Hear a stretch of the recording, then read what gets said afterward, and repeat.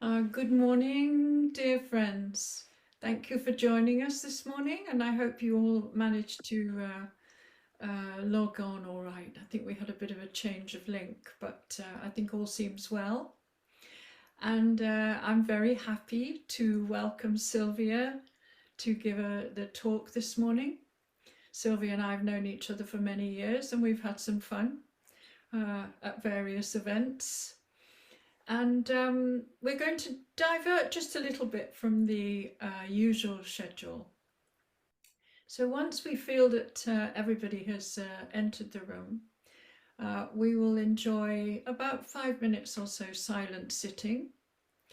And then Sylvia will give a little bit of an introduction to her work with using mindfulness in situations where there are people who identify as being neurodiverse.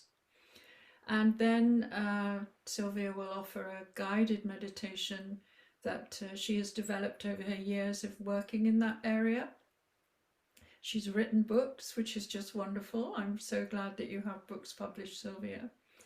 And then we'll have questions and answer and a bit of a break, and then an opportunity for Dharma sharing. So I think, yes, there's still a few more people in the waiting room.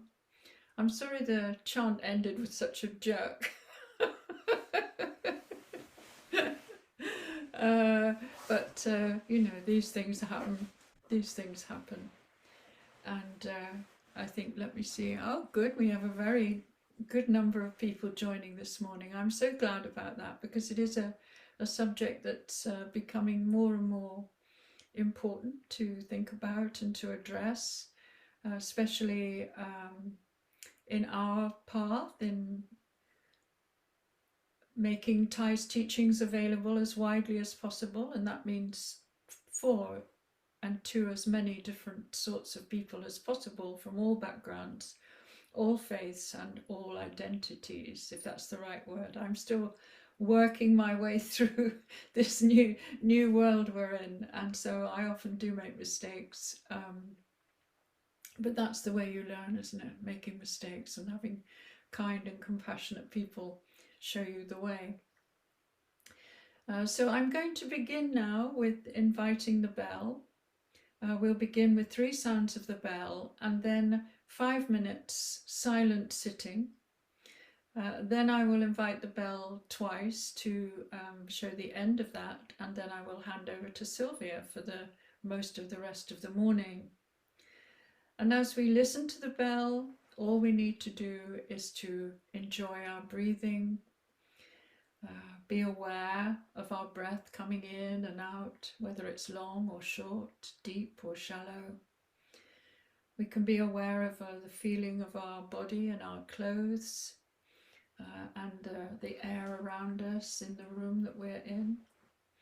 And any feelings that come and go, we can just welcome them and let them disappear like clouds in a windy sky. So please sit comfortably, or lie, or kneel, however you are most comfortable. And let's enjoy the feeling of the Sangha around us this morning.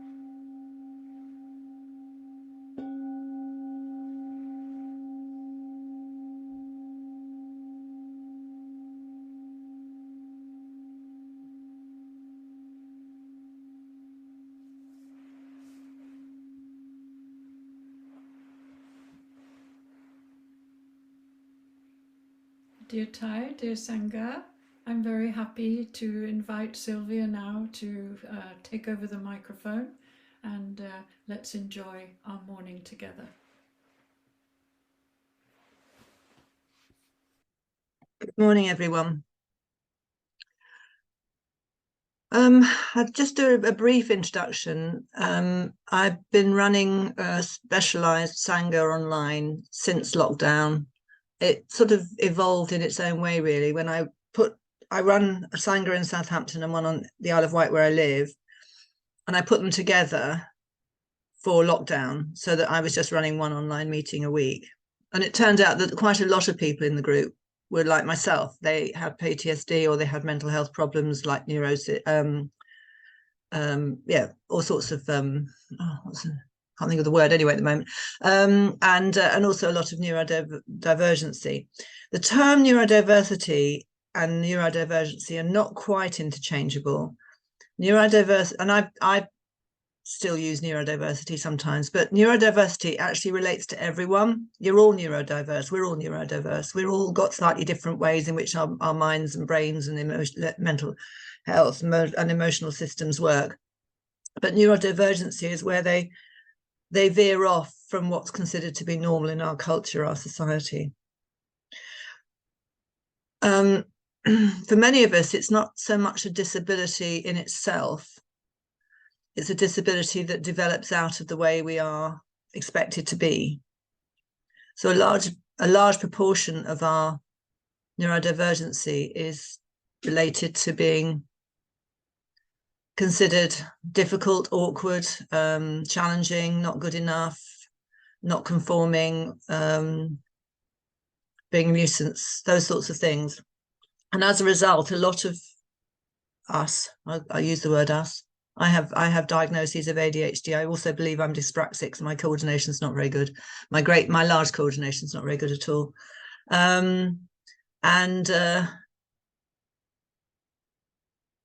Really to sort of look at those differences, not as disabilities, but as differences. Because there are also good qualities about having neurodivergency.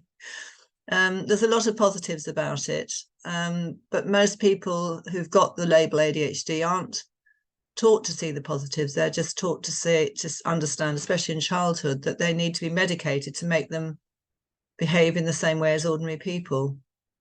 And that's actually quite cruel.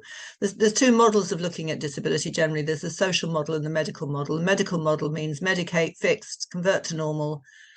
There's a problem if you're not normal. And the social model of all disability is that society creates the disabilities and most people would be able to manage, not all of course, but most people be able to manage quite well. So just quickly, for those of you who don't know what neurodivergency is, there's a whole list of conditions that come under the heading.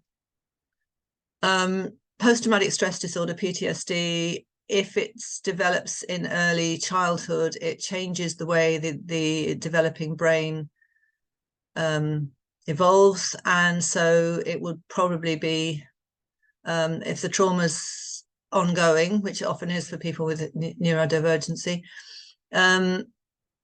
it often actually affects the whole structure of the emotional nervous system. So, for instance, the neurons that should develop for happiness are underrepresented, and the neurons that develop for stress are overdeveloped, so that we're very predisposed to experiencing acute distress.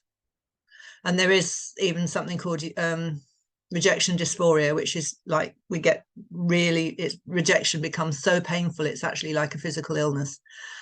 So we have ADHD, so we have PTSD, then we have the sort of what's normally seen as learning disabilities, which are ADHD, dyslexia, dyspraxia, dysgraphia, dyscalculia, Tourette's, autism. Have I left anything out? I think that's all. If I left one out, I'll try and, or someone might be able to remind me of it. And then you have things where people's trauma has affected their brain at a slightly older age, and it might not come out as PTSD, but it might come out as psychosis. And we have somebody with that in our Sangha as well. So a lot of us are on various forms of medication. I resort to medication if I get badly triggered, but mostly I'm actually free of it all.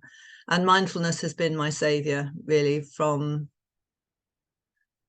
my breakdown, which really brought everything out into the surface, was 16 years ago now. So but I've been using mindfulness to cope for nearly 30 years now. So I struggled with it and struggled with it and struggled with it. And the purpose of having a Sangha that's especially for us is to make it available, make it accessible. Mindfulness doesn't cure.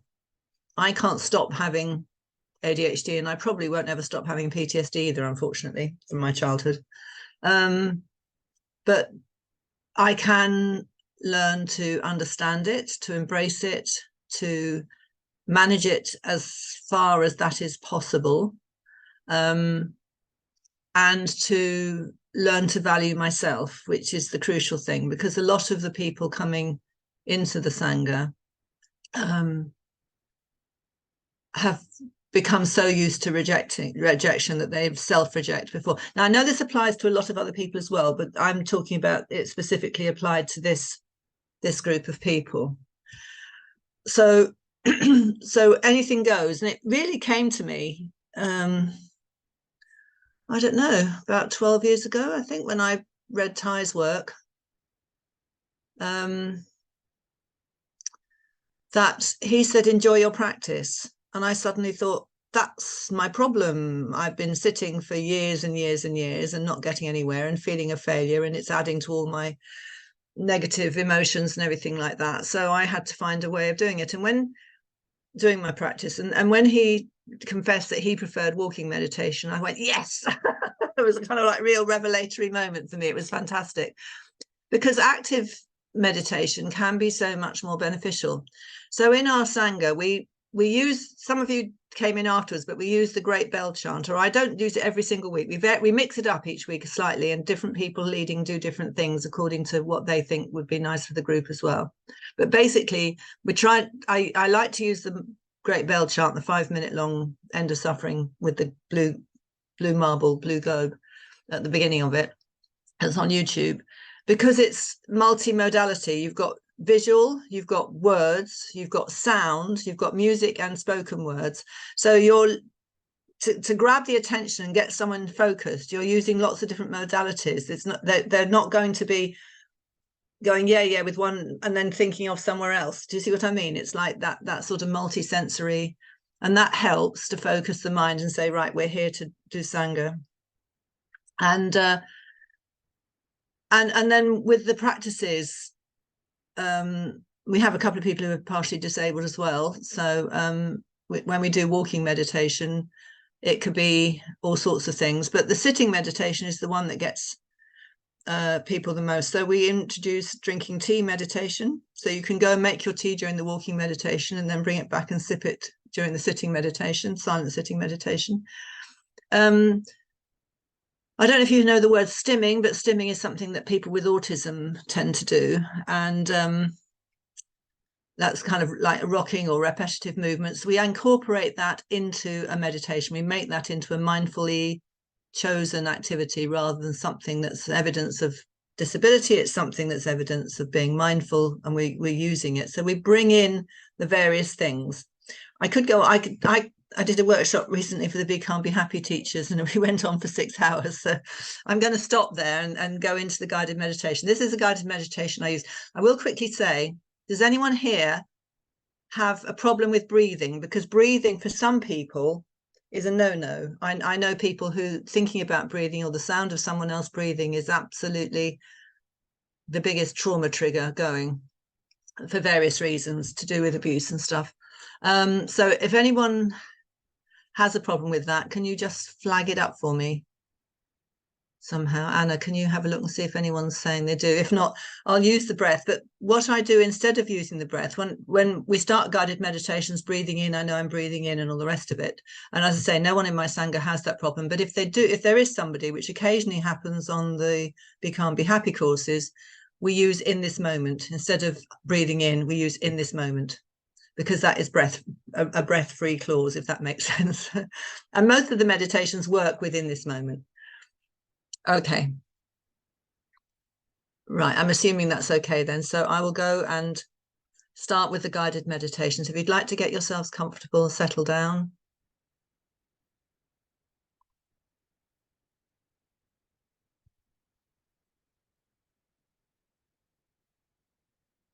I'm focusing on the breath to begin with. Breathing in, I know I am breathing in. And breathing out, I know I am breathing out.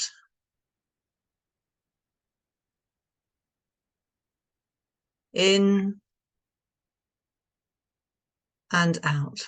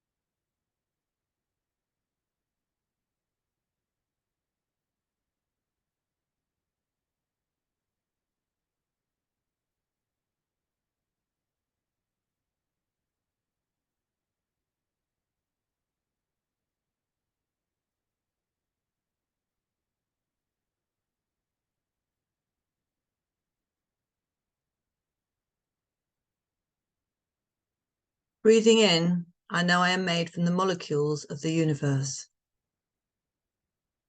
Breathing out, I know all beings are made from these same molecules.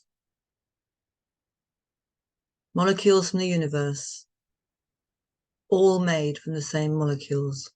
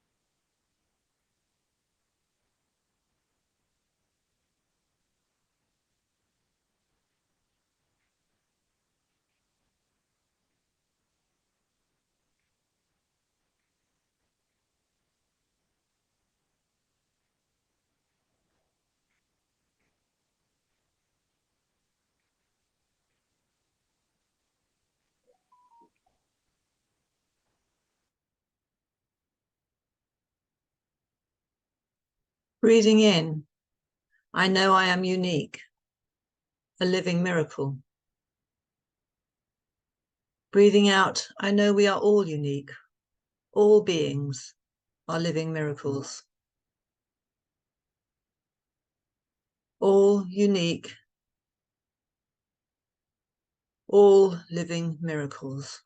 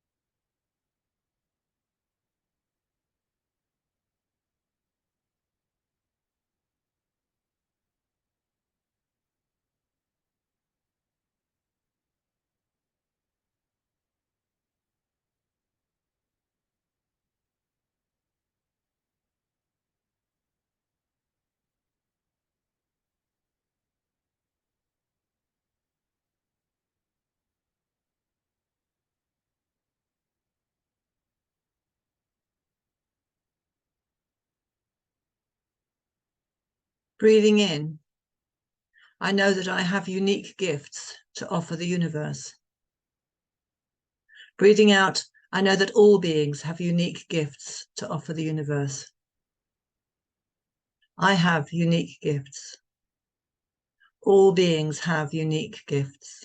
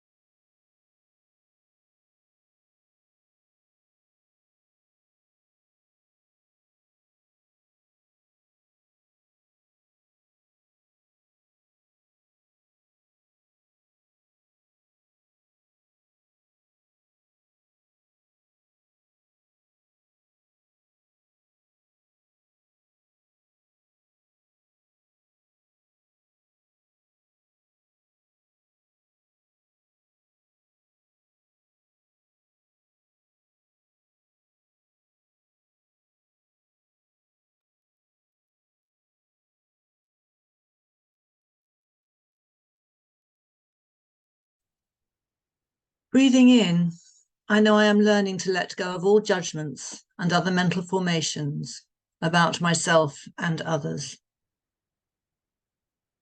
Breathing out, I know that I am learning how to value the uniqueness of myself and all other beings. Letting go of mental formations, valuing the uniqueness of all beings.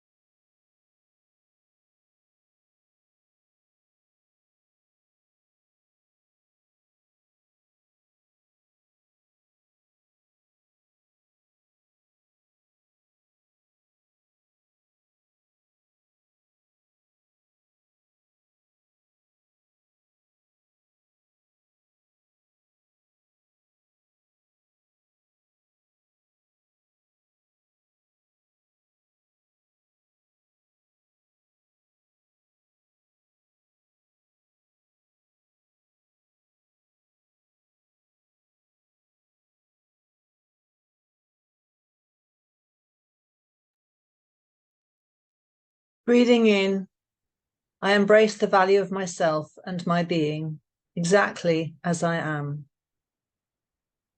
Breathing out, I embrace the value of all other beings exactly as they are. The value of self, the value of all other beings.